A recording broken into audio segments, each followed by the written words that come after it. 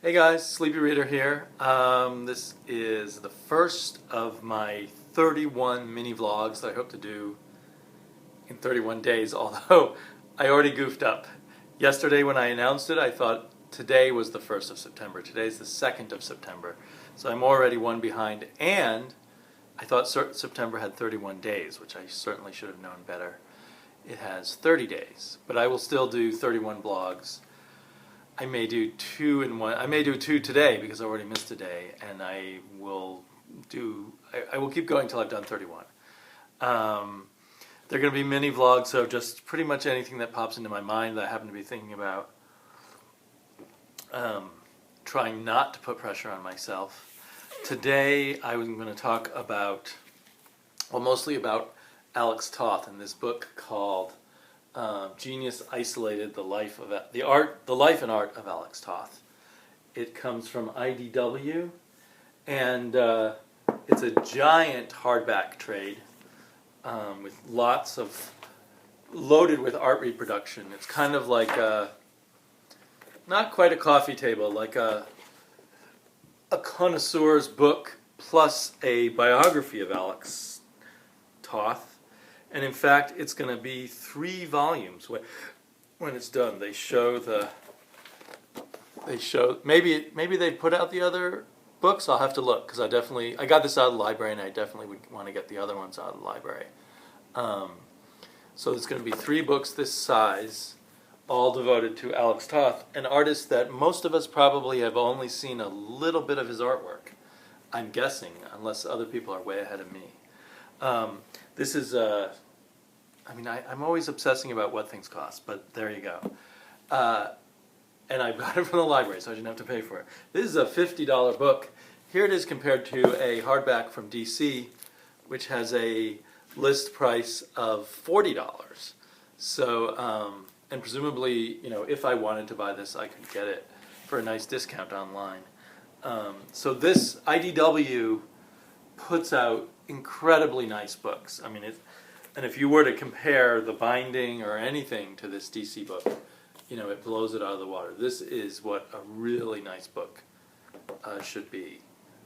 It's got one of those little markers and stuff. I'd be tempted to buy it myself. The only thing is, looking over it, at least, this is the early art of Alex Toth. I can see why they call him a genius, but I'm not excited to read the stories. It's nice to glance at the art, but for whatever reason, maybe because they're just kind of old-fashioned and in their subject matter, but I think it's also something about the art. I look at it and it looks kind of cool, and I can see what they're saying about, how much he influenced some other artists. I particularly see, the art of all the Silver Age DC kind of artists reflected in this artwork that came out in the 40s and early 50s. He has this sort of marvelous use of blacks that maybe we're kind of used to artists being able to do now. But I'm just not drawn in wanting to read it. So I don't picture this as a book that I would, go over and over and over for. So it's fine for me, it's fine getting out of the library. If you love Alex Toth, this book would be a bargain, given all the incredible stuff in it. The story of Alex Toth's life is very interesting, and it does kind of convince me that he was kind of this genius who was not very good at the other things in life besides his artistic genius. And there's no way to tell where that artistic genius came from. It just seemed almost magical, like genius sometimes seems. So that makes it a fascinating story because he's kind of a secret genius, a genius inside this world that maybe the practitioners of the art of comics all know about Alex Toth, but most people don't. He never became famous, and it makes him in some ways a more fascinating genius than like Pablo Picasso or dare I say it, Jack Kirby. Although a book like this about Jack Kirby would be 3 books like this about Jack Kirby would be fantastic too. It's kind of funny to devote these beautiful books to someone that almost no one knows anything about. And I don't know why one fantasizes about what one would be like, what would I be like if I were an artistic genius? You see movies about Pablo Picasso or read about Ernest Hemingway or whoever, and they're always jerks. And I guess even Albert Einstein was a jerk to his family. And and I have a feeling Alex Toth, was not a great father and not a great husband. But do geniuses always have to be that way? I don't know. I was watching a bunch of interviews with Gene Colan, someone who I think is another, fairly genius, fairly influential comic book artist. Anyway, seeing a bunch of interviews with him on YouTube, and in each one he mentioned his regret, because in all of them he was an elderly man, his regret of having not spent more time with his family, that he was so obsessed and involved in his comic book art and comic book career that his children just grew up and he left before he realized what had happened. And of course that's different than being crappy to your family. And from all I've read about Jack Kirby, I mean, his family loved and adored him. So I don't know if all geniuses, and I don't know where you draw the line of what a genius is. But certainly all really successful people have to spend a huge amount of time not with their family. So that's the kind of thing, and it's kind of funny thinking about geniuses who aren't famous. How many more geniuses are there out there in all kinds of fields that we don't know about, who have screwed up their careers but still done stuff that is brilliant. I will, if my library gets them, read the other volumes of this because I don't know enough about. I know that Alex Toth had worked in animation and was involved in Space Ghost, amongst other things. So I want to read more about that and find out more about what happened to him. And maybe there was some profit to his genius for him. I'm not sure. There was also, I think, the pleasure of doing things right. I think he cared most about doing what he did right. In here, a lot of what he did was for Western publishing, so it's no wonder most of us haven't heard of him. Western publishing just did comic books based on whatever was a popular TV show at the time. So he did lots of comic books based on TV shows from the 50s that no one would ever remember. I'm trying to find an example here. As I flip through it, I'm not seeing it because they're not really reprinting his Western comics ones so much. But I guess Zorro is the most famous one that he did, and people, I guess, like they remembered Carl Barks for these great Uncle Scrooge and Donald Duck comics. They were the people who were reading at the time noticed the great Zorro artist. Even on these, they look really nice, but I'm just not drawn into the story.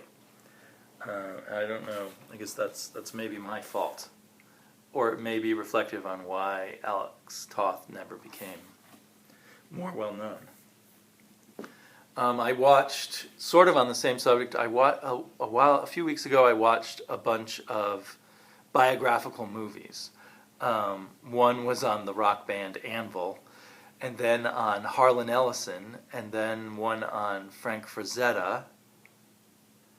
And there was one other. Anyway, Frank Frazetta, in my mind, was a genius, and it sounds like he managed a lifestyle where he did spend a lot of time with his family, and he managed to do his paintings in these short, gotta-make-the-deadline kind of bursts,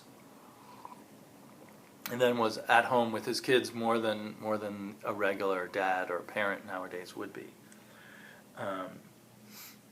Harlan Ellison, I don't know whether he was a genius.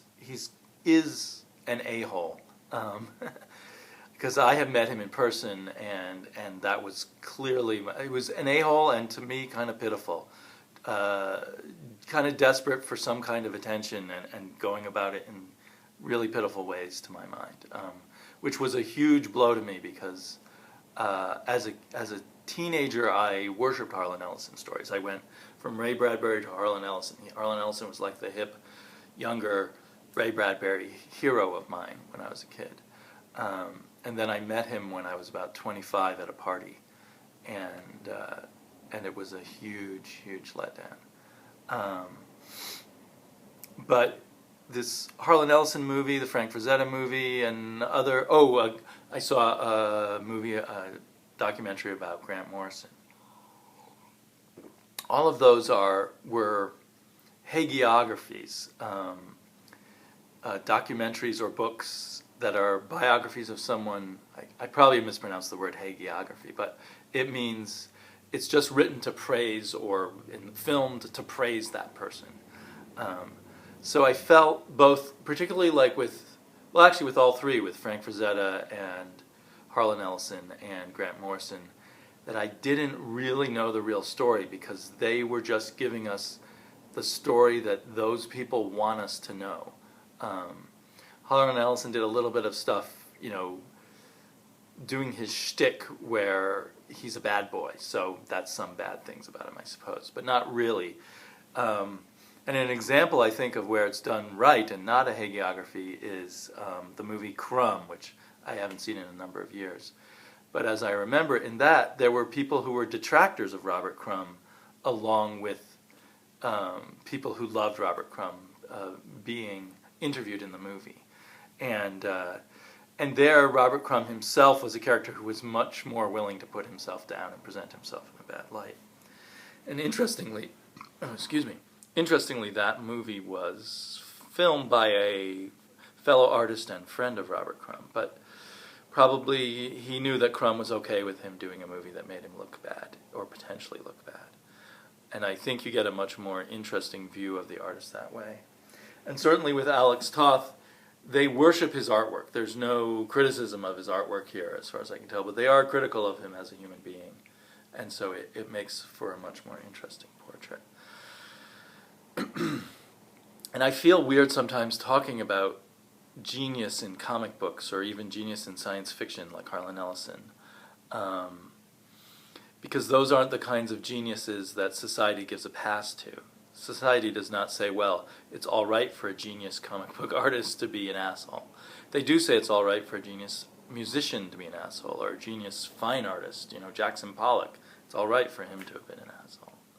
Certainly all right for Pablo Picasso, who almost has to be an asshole. That's the whole point of him. People have done songs about it. Anyway, for a mini vlog, I've gone on long. So that'll probably be a pattern here.